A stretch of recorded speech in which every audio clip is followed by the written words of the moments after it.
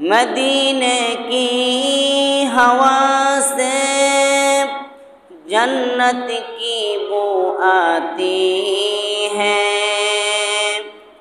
खाके पाके मदीने में नूर जन्नत चमकती है। बलगल उला बिकमालिही कशफत दुजा बिजमालिही, हसनत जमीउ खिसालिही, सल्लू अलैहि व आलिहि।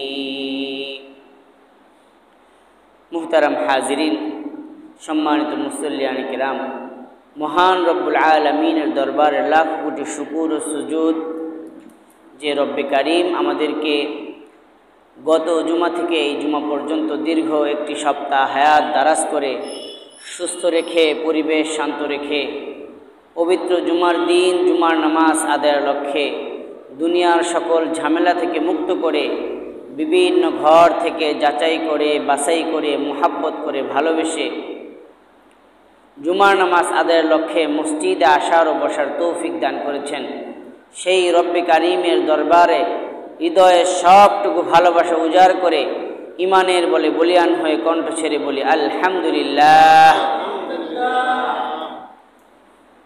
সম্মানিত উপস্থিতি, আজকে আমরা যে জুমার নামাজটি পড়তে এসেছি এটি হলো রবিউল আউয়াল মাসের দ্বিতীয় জুমা। এই মাসের আরবি মাসের নাম কি? রবিউল আউয়াল। আমাদের জীবনে কখন আরবি হিজরি সন আসে, কখন যায়, আমরা কেউ খোঁজ খবর রাখি না। কিন্তু কখন বৈশাখ আসবে, পহেলা বৈশাখ আসবে, এই চিন্তায় আমাদের উদীয়মান যুবক বাঙালিদের ঘুম হারাম। 12 মাস অপেক্ষা করতে থাকে কখন পহেলা বৈশাখ আসবে, কখন পান্তা আর ইলিশ খাবে। আবার যুবকেরা অপেক্ষা করে কখন 31st নাইট ডে, ডিসেম্বরের 30 তারিখ আসবে, পহেলা জানুয়ারি আসবে, সে একটু আনন্দ উদযাপন করবে। কিন্তু মুসলমানদের ধর্মীয় রীতিনীতির সাথে, ইতিহাস ঐতিহ্যের সাথে যে আরবি হিজরি সনের সম্পর্ক, এই হিজরি সনের ব্যাপারে আমরা অধিকাংশ মুসলমান গাফেল এবং উদাসীন। আমরা জানি না কখন হিজরি সন আসে, কখন যায়, কখন আরবি কোন মাস শুরু হয়, কখন শেষ হয়। অথচ এই আরবি মাসের সাথে ইসলামের অনেক বিধিবিধানের সম্পর্ক রয়েছে। আমি যদি না জানি কখন শাবান মাস শুরু হলো, তাহলে আমি শবে বরাত ঠিকমতো পালন করতে পারবো না। আমি যদি না জানি শাবান মাস কবে শেষ হলো, তাহলে আমি সঠিক সময়ে রোজা রাখতে পারবো না। আমি যদি না জানি কবে জিলহজ মাস শুরু হলো, তাহলে আমি হজ পালন করতে পারবো না, ঈদুল আজহা পালন করতে পারবো না। এইভাবে ইসলামের অনেক গুরুত্বপূর্ণ বিষয় আরবি হিজরি সনের সাথে সম্পর্ক। তো এইভাবেই আরবি মাসের মধ্যে একটি গুরুত্বপূর্ণ মাস হচ্ছে রবিউল আউয়াল। এই মাস নবী করিম সাল্লাল্লাহু আলাইহি ওয়াসাল্লামের জীবনের সাথে সম্পৃক্ত।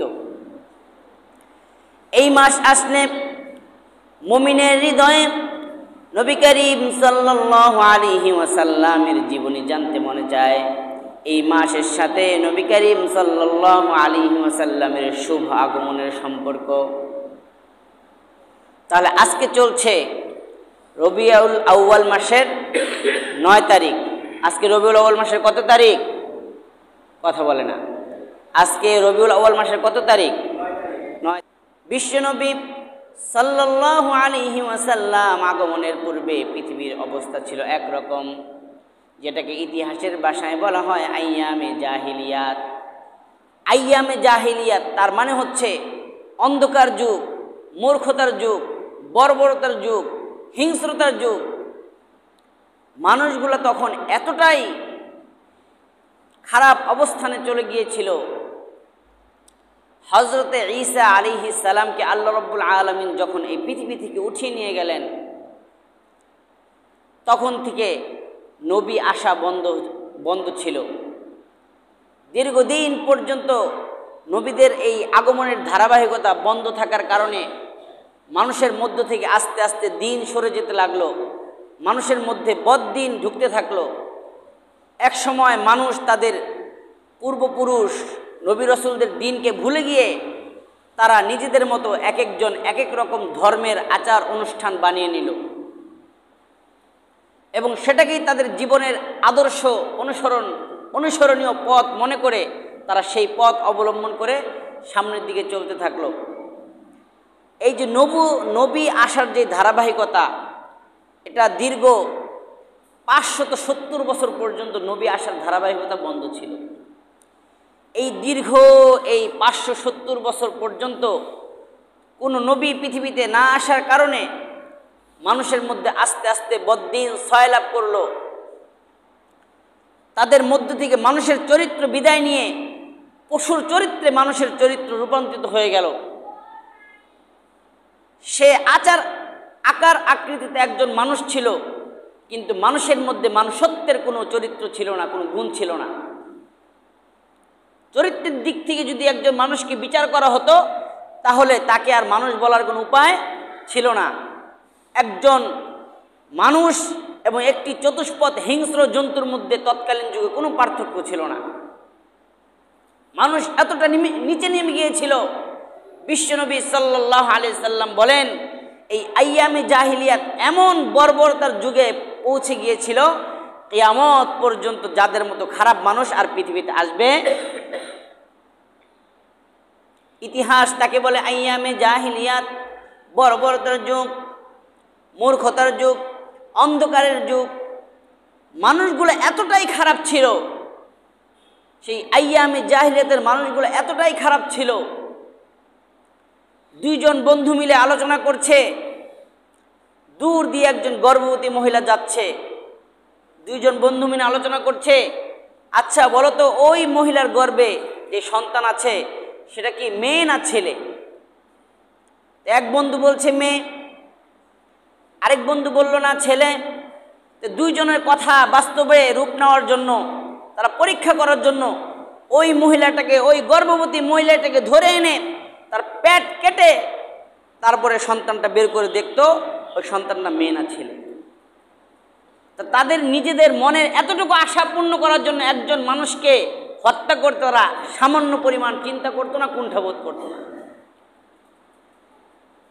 রাস্তা দিয়ে একটা কাফেলা যাচ্ছে, তো কাফেলার লোকদের পানি শেষ, তারা পাশের কোনো গ্রামের কুয়া থেকে পানি নিয়েছে। এই সামান্য কিছু পানি নেওয়ার কারণে ওই কাফেলার লোকদের সাথে এই গ্রামবাসীর যুদ্ধ শুরু হয়ে যেত। এই যুদ্ধ যুগের পর যুগ চলতে থাকতো। দাদা মারা যাওয়ার সময় সন্তানকে বাবাকে ওসিয়ত করে যেত, আমি তো মারা যাচ্ছি, কিন্তু অমুক গোত্রের সাথে অমুক গ্রামের সাথে আমার একটা যুদ্ধ চলছে, এই যুদ্ধের সমাপ্ত আমি দেখতে পারি নাই, আমি তোমাদেরকে ওসিয়ত করে গেলাম এই যুদ্ধ তোমরা চালিয়ে যেও। বাবা তার সন্তানকে ওসিয়ত করে যেত, সন্তান নাতিকে ওসিয়ত করে যেত। এইভাবে যুগের পর যুগ শত শত বছর পর্যন্ত সামান্য থেকে সামান্য কারণ নিয়ে যুদ্ধ চলতে থাকতো। এমন একটা বর্বরতার যুগ ছিল সেই আইয়ামে জাহিলিয়াত। শুধু তাই নয়, কাবা শরীফের মতো পবিত্র একটি ঘর স্থান, যেটাকে হযরত আদম আলাইহিস সালাম থেকে নিয়ে শুরু করে ইব্রাহিম আলাইহিস সালাম পর্যন্ত, ইব্রাহিম আলাইহিস সালাম থেকে নিয়ে শুরু করে হযরত ঈসা আলাইহিস সালাম পর্যন্ত সর্বযুগের সকল মানুষ, সকল ধর্মের মানুষ যেই ঘরকে সম্মান করত, সেই ঘরটাকে পর্যন্ত তারা নিরাপদ রাখে নাই। সেই ঘরের ভিতরে পর্যন্ত তারা 360টা মূর্তি ঢুকিয়েছিল, নাউজুবিল্লাহ। যেই মূর্তিকে ধ্বংস করার জন্য আমার আপনার জাতির পিতা হযরতে ইব্রাহিম খলিলুল্লাহ পৃথিবীতে আগমন করেছে, তার জীবনের সংগ্রাম করেছে এই মূর্তিকে ধ্বংস করার জন্য। সেই ইব্রাহিম আলাইহিস সালামের মূর্তি পর্যন্ত বানিয়ে তারা কাবা শরীফের ভিতরে স্থাপন করেছিল। এমন একটা বর্বরতার যুগ চলতেছিল আইয়ামে জাহিলিয়াত, যেই যুগে নারী জাতিকে মনে করা হতো অপায়া, যেই যুগে নারী জাতির পিতা হওয়াকে মনে করতো কলঙ্ক। এই জন্য এলাকার সম্ভ্রান্ত ব্যক্তি যারা ছিল তাদের ঘরে যদি কোনো কন্যা সন্তান জন্মগ্রহণ করত, তারা ভোরের আলো ফুটে ওঠার আগেই ওই সন্তানকে জীবন্ত কবরের মধ্যে গেঁথে রাখত, যাতে করে মানুষ না জানতে পারে যে আমি একজন কন্যা সন্তানের বাবা হয়েছি। নিজের কলিজার টুকরা সন্তানকে জীবন্ত অবস্থায় মাটির নিচে গেঁথে রাখত। তাহলে চিন্তা করা যায় কতটা বর্বরতা, মূর্খতার যুগ ছিল সেই আইয়ামে জাহিলিয়াত। সেই যুগে ভাই ছিল, ভাইয়ের মধ্যে ভ্রাতৃত্ব ছিল না, মানুষ ছিল, মানুষের মধ্যে মনুষ্যত্ব ছিল না। এমন একটা বর্বর যুগের মধ্যে কিছু লোক ছিল যারা পূর্বপুরুষ হযরত ইব্রাহিম আলাইহিস সালাম, হযরত মূসা, হযরত ঈসা আলাইহিস সালামের পথকে অনুসরণ করত। তো তারা মনে মনে কান্না করত যে পৃথিবীর মানুষকে জাহান্নামের দ্বার প্রান্ত থেকে মুক্তি দেওয়ার জন্য কি এমন কোনো মানুষ দুনিয়াতে আর আগমন করবে না? পৃথিবীর মানুষকে এই ভয়াল থাবা থেকে রক্ষা করার জন্য কি আর পৃথিবীতে কোনো মহান পুরুষ আগমন করবে না? এইভাবে তারা যখন অন্তরে গুমরে কাটতে থাকত, আল্লাহ রাব্বুল আলামিন তাদের এই কান্নাকে কবুল করে মরুর বুকে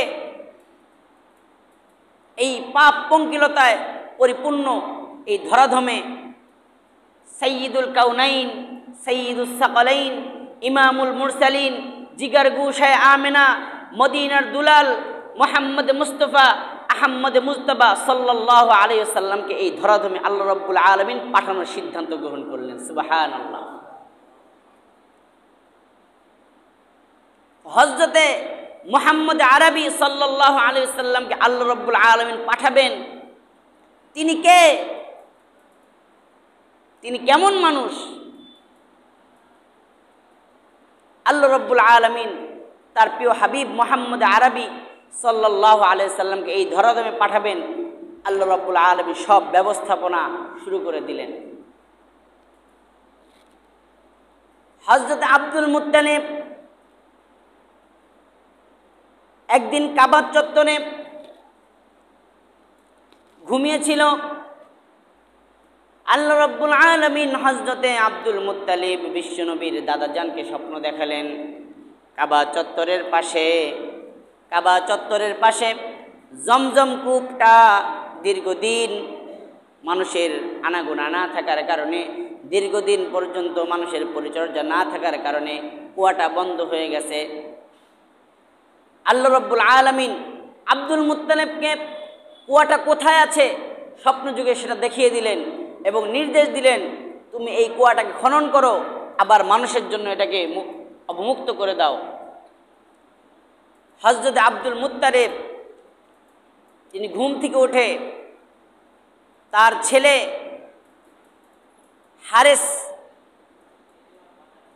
ছেলে হারেসকে নিয়ে তিনি সেই স্বপ্ন দেখানো স্থানে চলে গেলেন।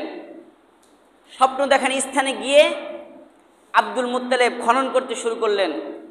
অল্প কিছুটা খনন করার পরেই তিনি দেখতে পেলেন কুয়ার মুখের উপরে বড় একটি পাথর পড়ে আছে। সুবহানাল্লাহ। তো তিনি কুয়া দেখতে পেয়ে চিৎকার করে আল্লাহু আকবার, আল্লাহু আকবার এইভাবে চিৎকার করে আনন্দে চিৎকার করে উঠলেন। তার এই আল্লাহু আকবারের চিৎকার শুনে কাবা ঘরের আশেপাশে যত লোক ছিল সব লোক সেখানে এসে জমা হলো। তো দেখলেন যে এখানে একটা কুয়া আছে, সেই কুয়ার মুখটা দেখা যাচ্ছে। তো তারা সকলে মিলে ঝগড়া শুরু করে দিল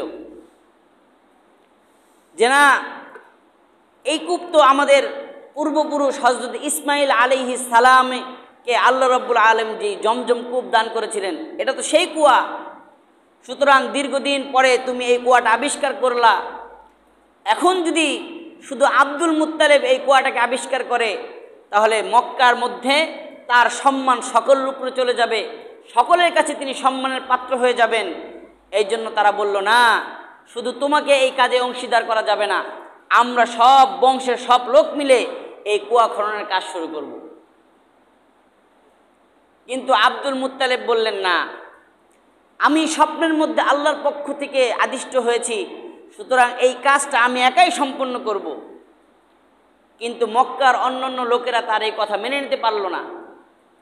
তারা বলল, না, আমরা সকলেই এই কাজে শরিক হব।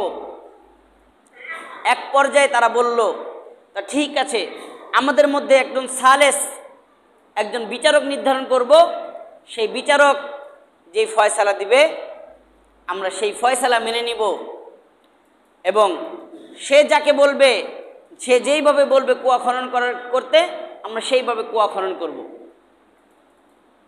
কাকে বিচারক হিসাবে নির্ধারণ করবে? ওই যুগ ছিল গণকের যুগ, যারা মানুষের হাত গুনে ভবিষ্যতের কথা বলে বা জিন ভারে বসে। আমাদের এই যুগে আছে না কিছু লোক যারা জিন দিয়ে ভারে বসে মানুষের ভবিষ্যতের কথা বলে। ইসলাম এটাকে সমর্থন করে না, কিন্তু সেটা তো ছিল আইয়ামে জাহিলিয়াত, ইসলাম সেখানে ছিল না। এই জন্য ওই যুগের মানুষেরা এগুলা বিশ্বাস করত। জিনেরা যেই সকল কথা বলতো মানুষদেরকে, তারা সেই সকল কথা বিশ্বাস করে ওই অনুযায়ী তারা তাদের কর্মপন্থা বেছে নিত। তো তারা সকলেই পরামর্শ করলো, ইয়ামানে একজন মহিলা আছে, সে খুব ভালো গুনতে পারে, ভালো গণক, আমরা তার কাছে যাব, সে যেইভাবে বলবে আমরা সেইভাবে সিদ্ধান্ত গ্রহণ করব। তা আব্দুল মুত্তালিব কুরাইশের কিছু নেতাদেরকে নিলেন এবং মক্কার আশেপাশে সব গোত্রের থেকে একজন দুইজন করে লোক নিয়ে তারা বেশ বড় একটা কাফেলা সেই মহিলার উদ্দেশ্যে রওনা দিলেন। প্রতিমধ্যে ইয়ামান এবং হিজাজের মাঝামাঝি এক জনমানবহীন মরুভূমি, সেখানে যাওয়ার পথে কুরাইশদের কাছে আব্দুল মুত্তালিবের কাফেলার কাছে যেই পানি ছিল সেই পানি শেষ হয়ে গেল। অপর গোত্রের লোকদের কাছে পানি আছে। আব্দুল মুত্তালিব বললেন, আমাদেরকে কিছু পানি দাও। তারা বলল, না, পানি দেব না তোমাদেরকে। তারা পানি দিতে অস্বীকার করলো এবং তারা এই পানি শেষ হওয়ার যে দোষ, এটা সম্পূর্ণ আব্দুল মুত্তালিবের উপর চাপিয়ে দিল এবং বলল, আজকে কুরাইশ গোত্র পানি না খেয়ে মারা যাবে এবং এই মারা যাওয়ার সম্পূর্ণ দোষ আব্দুল মুত্তালিবের, সুতরাং আমরা আজকে তোমাদেরকে পানি দেব না। পানি দিতে যখন তারা অস্বীকার করলো, আব্দুল মুত্তালিব দেখলো এখানে তো জনমানবহীন মরুভূমি, এখানে পানি পাওয়ার কোনো আশা নাই। তো তারা বাকি কাফেলা তাদেরকে ছেড়ে চলে গেল। আব্দুল মুত্তালিবের দলবল সহ তারা সেখানে রয়ে গেল। কিছুক্ষণ অপেক্ষা করার পরে আব্দুল মুত্তালিব দেখলো যে এখানে পানি পাওয়ার কোনো আশা নাই, এখানে নিশ্চিত আমাদেরকে মৃত্যুবরণ করতে হবে।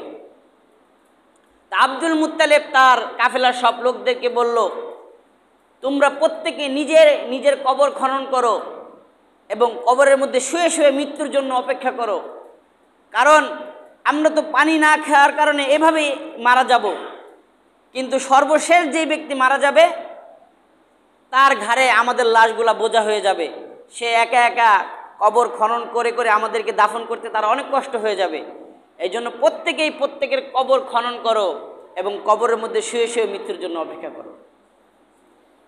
কিন্তু আল্লাহ তাআলা যে মুহাম্মদ আরবি সাল্লাল্লাহু আলাইহি সাল্লামকে এই ধরাধামে পাঠাবেন, তার বংশ থেকে এখন যদি আব্দুল মুত্তালিব মারা যায়, তাহলে বিশ্বনবীকে আর পৃথিবীতে আসবে? কথা বলে না। দাদা যদি মারা যায়, নাতি দুনিয়াতে আসার সম্ভাবনা আছে? এই জন্য আল্লাহ রাব্বুল আলামিন চান আব্দুল মুত্তালিব জীবিত থাক, আব্দুল মুত্তালিবের বংশে আমার আপনার প্রিয় নবী মুহাম্মদ আরবি সাল্লাল্লাহু আলাইহি সাল্লাম এই ধরাধামে আগমন করুক। এই জন্য আল্লাহ তাআলা তো মৃত্যুর ফয়সালা লেখেন নাই। জন্ম এবং মৃত্যুর মালিক কে? মানুষের হায়াতের মালিক কে? আব্দুল মুত্তালিব কবর খনন করে তিনি কবরে শুয়ে শুয়ে মৃত্যুর জন্য অপেক্ষা করছেন। হঠাৎ করে তার মনে হলো, আল্লাহ রাব্বুল আলামিন তার অন্তরের মধ্যে এই কথাটা জাগ্রত করে দিলেন, ও আব্দুল মুত্তালিব, তুমি কবর থেকে ওঠো, মৃত্যুর জন্য তোমাকে অপেক্ষা করতে হবে না।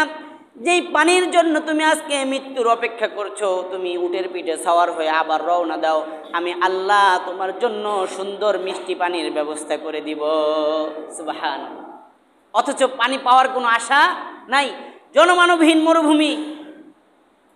আব্দুল মুত্তালিব এই অন্তরে এই কথা জাগ্রত হওয়ার পরে তিনি লাফ দিয়ে কবর থেকে উঠলেন, বাকি সাথীদেরকে বললেন, তোমরা তোমাদের উটের উপর উঠো, আল্লাহ রব্বুল আলামিন আমাদের জন্য পানির ব্যবস্থা করবেন। উটের পিঠে উঠে তিনি কিছু দূর যাওয়ার পরেই আব্দুল মুত্তালিবের উটটা এমন জায়গায় দাঁড়িয়ে গেলেন, হঠাৎ এক জায়গায় দাঁড়িয়ে গেলেন। দাঁড়িয়ে যাওয়ার পর আব্দুল মুত্তালিবের উট পাও দিয়ে এইভাবে আঘাত করছে মাটির মধ্যে।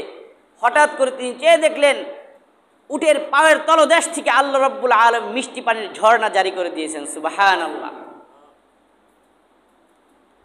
এখন ওই যে আগের কাফেলা, তারা যে আব্দুল মুত্তালিবের দলবল ছেড়ে চলে যাচ্ছিল, তারা পিছনে ফিরে তাকিয়ে দেখে আব্দুল মুত্তালিব পানি পেয়ে গেছে মরুভূমির মধ্যে। তারা সকলেই আবার তার কাছে ফিরে আসলো। আসার পরে বললেন যে আব্দুল মুত্তালিব, ওই মহিলার কাছে যাওয়ার আর আমাদের কোনো দরকার নাই, আমাদের বিশ্বাস হয়ে গেছে যে তুমি আমাদের সকলের মধ্যে শ্রেষ্ঠ, আল্লাহ তোমাকে শ্রেষ্ঠত্বের মালা পরাতে চান, এই জন্য জনমানবহীন মরুভূমির মধ্যে আল্লাহ তোমার জন্য পানির ব্যবস্থা করে দিয়েছে। আমরা সকলেই এই কথা মেনে নিলাম, আজ থেকে জমজম কূপ তুমি একাই খনন করবা। সুবহানাল্লাহ। আব্দুল মুত্তালিব সেখান থেকে ফিরে আসলেন এবং জমজম কূপ খনন করলেন। তো জমজম কূপ খনন করার পরে আব্দুল মুত্তালিব আল্লাহর কাছে মানত করেছে যে আল্লাহ, আপনি যদি আমাকে 10 জন পুত্র সন্তানের বাবা বানান, আমাকে যদি আপনি 10 জন পুত্র সন্তান দান করেন, তাহলে আমার এই 10 জন পুত্র সন্তানের মধ্যে থেকে একজনকে আমি আপনার নামে কোরবানি করে দিব। তো ধীরে ধীরে আব্দুল মুত্তালিব 10 জন পুত্র সন্তানের বাবা হলেন। এখন এই 10 জন পুত্র সন্তানের মধ্যে সবচাইতে ছোট পুত্র হলো হযরতে খাজা আব্দুল্লাহ, যিনি আমাদের প্রিয় নবী মুহাম্মদ আরবি সাল্লাল্লাহু আলাইহি সাল্লামের সম্মানিত বাবা। আমাদের প্রিয় নবীর বাবার নাম কি? আব্দুল্লাহ। আমাদের প্রিয় নবীজির বাবার নাম কি? এটা আমাদের জানা থাকার দরকার না, কি বলেন? আমরা তো অনেক নায়ক নায়িকার নাম জানি, খেলোয়াড়ের নাম জানি, কিন্তু আমরা 10 জন সাহাবীর নাম বলতে পারবো না। আমার নবীজির বংশ পরম্পরার নাম বলতে আমরা অনেকেই পারবো না। এটা আমাদের জন্য দুর্ভাগ্য। মুহতারাম হাজিরিন, আমাদের প্রিয় নবীর বাবাজানের নাম কি? আব্দুল্লাহ। খাজা আব্দুল্লাহ তিনি ছিলেন সর্বছোট, সবচেয়ে ছোট সন্তান এবং সকলের কাছে তিনি ছিলেন প্রিয় পাত্র। মক্কা নগরীর যত লোক ছিল সকলেই আব্দুল্লাহকে ভালোবাসত। তার আচার ব্যবহার, চেহারা সুরত সব কিছু ছিল অনেক সুন্দর। তো মক্কা নগরীর সকলেই তাকে ভালোবাসত। একদিন আব্দুল মুত্তালিবের সেই মান্যতের কথা মনে পড়ল যে আমি যে মান্যত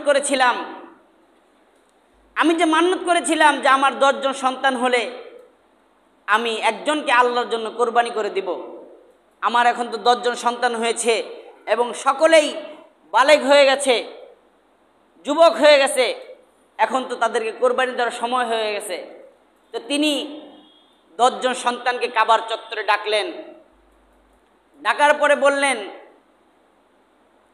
যে আমি তো নিয়ত করেছিলাম আমার যদি 10 জন সন্তান হয় তাহলে আমার সবচাইতে প্রিয় সন্তানটাকে আমি আল্লাহর রাস্তায় কোরবানি করে দেব। এখন তোমাদের কাকে আমি কোরবানি করব? তো তিনি দ্বিধাদ্বন্দ্বের মধ্যে পড়ে গেলেন। সব ভাই বলে, আব্বাজান আপনি যেহেতু আল্লাহর জন্য আমাদেরকে উৎসর্গ করতে চেয়েছেন, সবাই বলতেছে আমাকে আল্লাহর জন্য জবাই করে দেন। এখন আব্দুল মুত্তালিব বলতেছে, তোমরা যেহেতু প্রত্যেকেই আল্লাহর রাস্তায় নিজেকে উৎসর্গ করার জন্য রাজি, এই জন্য আমি তোমাদেরকে লটারির মাধ্যমে নির্বাচন করব। তিনি ওই যুগে একটা কুসংস্কার ছিল। কুসংস্কার হচ্ছে কাবা শরীফের চত্বরে 10টা তীর রাখা থাকতো। এই 10টা তীরের মধ্যে এক একটা তীরের মধ্যে এক একটা মূর্তির নাম লেখা থাকতো। তো কেউ যখন কোনো জিনিস নির্ধারণ করতে চাইতো তখন যে কোনো একটা তীরের মধ্যে ওই উদ্দেশ্যটা লেখে তারপরে এইভাবে তীর কতক্ষণ ঘোরানোর পরে একটা তীর তোলা হতো। ওই তীরের মধ্যে যেই কথাটা লেখা থাকতো ওই কথাটাকেই তাকে মানতে হতো। 10টা তীরের মধ্যে তিনি 10 জন ছেলের নাম লিখে হুবাল দেবতা, তারা হুবাল দেবতা নামে একজন দেবতার পূজা করত। কাবা শরীফের এক কোনায় ছিল হুবাল দেবতার মূর্তি। ওই মূর্তির সামনে তীরগুলা নিয়ে গেল এবং হুবাল দেবতার যে খাদেম ছিল তাকে বলল, তুমি তীর ঘুরায় একটা তীর উঠাও। ওই দিক থেকে আব্দুল মুত্তালিব আকাশের মালিকের কাছে মনে মনে দোয়া করছে, আল্লাহ, আমার ছেলেদের মধ্যে থেকে যাকে ইচ্ছা আপনি তাকে আপনার কোরবানির জন্য নিয়ে যান, কিন্তু আব্দুল্লাহকে আপনি নিয়েন না। কারণ আব্দুল্লাহকে হযরত আব্দুল মুত্তালিব সবচাইতে বেশি ভালোবাসতেন। এই জন্য তিনি মনে মনে দোয়া করতেছেন, আল্লাহ, যাকে ইচ্ছা তাকে আপনি নেন, কিন্তু আব্দুল্লাহকে আমার কাছ থেকে আপনি ছিনিয়ে নিয়েন না। হুবাল দেবতার খাদেম যখন তীরগুলা ঘুরানোর পরে তীর একটা উঠালো, দেখে তীরের মধ্যে আব্দুল্লাহর নাম উঠছে। তিনি বলতেছেন, না, আবার ঘুরাও। আবার ঘুরানোর পরে আবার আব্দুল্লাহর নাম উঠছে। তিনি বললেন, আবার ঘুরাও। তৃতীয়বার আবার ঘুরানোর পরে আবার আব্দুল্লাহর নাম উঠছে। এখন আব্দুল মুত্তালিব সিদ্ধান্ত নিলেন, না, আমার সিদ্ধান্ত যাই হোক, আল্লাহর সিদ্ধান্ত আব্দুল্লাহকে আল্লাহর জন্য উৎসর্গ করতে হবে। যে তিনি কাবা শরীফের আরেক কোনায় ছিল ইসাফ এবং নাইলা নামক 2টা মূর্তি। ওই 2টা মূর্তির সামনে নিয়ে গেলেন আব্দুল্লাহকে আল্লাহর জন্য উৎসর্গ করবে এই উদ্দেশ্যে। তিনি যখন আব্দুল্লাহকে শুইয়ে তার গলার উপর ছুরি চালাতে উদ্যত হলেন, এই মুহূর্তে আব্দুল মুত্তালিবের বড় ছেলে হারেস আব্দুল্লাহকে ধাক্কা দিয়ে বাবাকে সরিয়ে দিলেন। বললেন, বাবা, আপনি আমাদের মধ্যে থেকে যাকে ইচ্ছা তাকে উৎসর্গ করেন, কিন্তু আব্দুল্লাহকে উৎসর্গ করা যাবে না। কেন? কেন? আল্লাহ তাআলা আগে থেকে লিখে রেখেছেন, আব্দুল্লাহ যদি মারা যায় তাহলে আমার নবী, আপনার নবী পৃথিবীতে আসতে পারবে? আমার নবী তো আব্দুল্লাহর ঐরসে আসবে। আজকে যদি আব্দুল্লাহ কাবার চত্বরে আল্লাহর জন্য উৎসর্গ হয়ে যায়, তাহলে আমার নবী, আপনার নবী কোথায় আসবে? কিভাবে আসবে? এই জন্য আল্লাহ তাআলা চান না আব্দুল্লাহ আল্লাহর জন্য উৎসর্গিত হোক। তো বড় ছেলে হারেসা আব্দুল্লাহকে সরিয়ে দিয়ে বাবাকে বললেন, আমাদের মধ্যে থেকে যাকে ইচ্ছা তাকে আপনি উৎসর্গ করেন, কিন্তু আব্দুল্লাহকে উৎসর্গ করা যাবে না। এই ঘটনা মুহূর্তের মধ্যে পুরা এলাকার মধ্যে ছড়িয়ে পড়ল যে আমাদের প্রিয় ব্যক্তি আব্দুল্লাহকে নাকি আব্দুল মুত্তালিব কাবার চত্বরে আজকে উৎসর্গ করার জন্য নিয়ে গেছে। সাথে সাথে মক্কার সব নেতারা এসে জমা হলো কাবার চত্বরে এবং তারা এসে বলতে লাগলো যে আব্দুল্লাহকে উৎসর্গ করা যাবে না, আমাদের মধ্যে থেকে যাকে ইচ্ছা তাকে তুমি উৎসর্গ করো, অথবা তুমি এই মুক্তিপণ দিয়ে দাও, কিন্তু আব্দুল্লাহকে উৎসর্গ করা যাবে না।